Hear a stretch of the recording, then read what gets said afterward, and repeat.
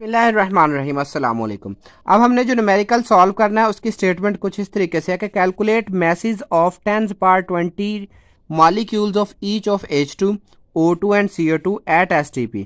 कि हमने जो है वो मैसेज मालूम करने हैं। हमारे पास जो मॉलिक्यूल्स की तादाद जो है वो H2 के मॉलिक्यूल भी 10⁻20 हैं, O2 के मॉलिक्यूल भी 10⁻20 हैं और CO2 के मॉलिक्यूल भी 10⁻20 है। पहला काम तो हमारा ये है कि हमने मैसेज फाइंड आउट करने, ये हमारा पहला पोर्शन है। दूसरा, what will happen to the masses of these gases when the temperature of these gases are increased by 100 degrees centigrade and pressure is decreased by 100 mm of Hg। कि अब इनके message पे क्या असर पड़ेगा कि जब हमने टेम्परेचर 100 डिग्री इंक्रीज कर देना और प्रेशर जो है वो हमने 100 mm Hg जो है वो डिक्रीज कर देना।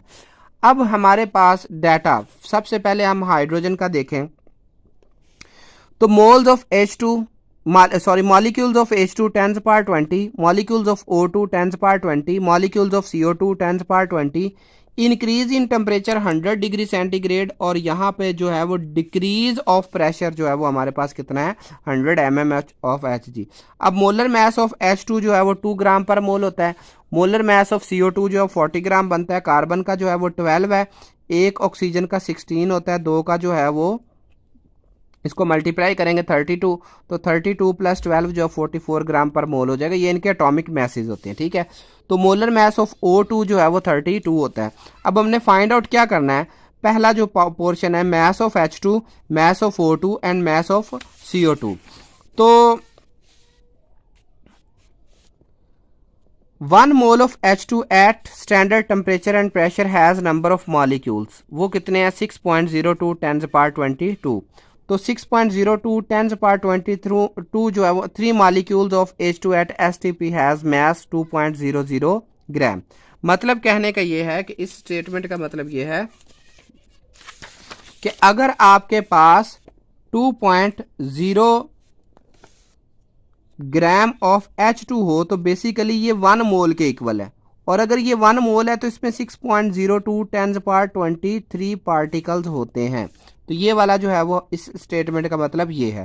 क्योंकि हमने अब इसको जो है वो सीधा दूसरे फार्मूले से तो नहीं निकलेगा, तो यहाँ पे हमें दूसरा फार्मूला लगाना पड़ेगा। वो क्या है कि हमारे पास जो है फार्मूला ये कुछ इस तरीके से है, नंबर ऑफ एटम्स, आयंस और मॉलिक्यूल, इसको हम कैपिटल N से ज़ाहिर कर लेते हैं, is equal to mass over molar mass multiply by Avogadro's number, ठीक है। अब एवोगैड्रोज नंबर को हम कैपिटल N A से रिप्रेजेंट कर लेते हैं, ठीक है। हमने मैसेज मालूम करने, तो ये वाली वैल्यू इधर जाके मल्टीप्लाई हो जाएगी, यानी कि number of molecule multiply by molar mass over, इसको इधर आके डिवाइड होना पड़ेगा, तो ये होगा हमारे पास मैस। तो यही फार्मूला इधर ये अप्लाई किया गया है कि mess of H2 molecule molar mass multiply by number of molecules divided by Na। Molar mass H2 का जो है वो 2 ग्राम पर मोल है, पीछे भी हमने ये देखा है यहाँ पे, ठीक है। और जो नंबर ऑफ मॉलिक्यूल्स दिए गए हैं 10⁻20, तो Na एवोगैड्रोज नंबर की वैल्यू जो है वो 6.02 10⁻23 है। तो जब हमने इसको सॉल्व किया कैलकुलेटर पे तो हमारे पास आंसर आया 3.34 मल्टीप्लाई बाय 10⁻⁻4 ग्राम। इसी तरीके से अब हमने मैस ऑफ O2 मालूम करना है। तो मोलर मैस ऑफ O2 हमारे पास ये है, मैस ऑफ O2 मॉलिक्यूल, जैसे ये यहाँ पे H2 मॉलिक्यूल है ऊपर, ठीक है, यहाँ पे हमने अब O2 मॉलिक्यूल कर दिया। तो मैस ऑफ O2 मॉलिक्यूल जो है वो क्या होगा, molar mass multiply by number of molecule over Avogadro's number. तो जब हमने इसका कैलकुलेट किया तो हमारे पास आ गई वैल्यू 5.31 मल्टीप्लाई बाय 10⁻³ ग्राम्स। और इसी तरीके से हमने कार्बन डाइऑक्साइड का पुट करके निकाल लिया 7.30 मल्टीप्लाई बाय 10⁻³ ग्राम। तो जो change of temperature and pressure do not effect the message, basically ये जो स्टेटमेंट में बात हुई थी कि what will happen the message of these gases, basically mass of gas जो है वो डिपेंड करता है उसकी जो है वो तादाद पे, मोल्स पे। तो टेम्परेचर और प्रेशर जो है वो किसी किस्म का इसका मैसेज के साथ लेना देना नहीं होता। तो इसलिए हम यहाँ पे दूसरा जो है कि change of temperature and pressure do not effect the message, ये बात करके हम यहाँ पे जो है ना वो न्यूमेरिकल यहाँ पे सॉर्ट आउट करते हैं।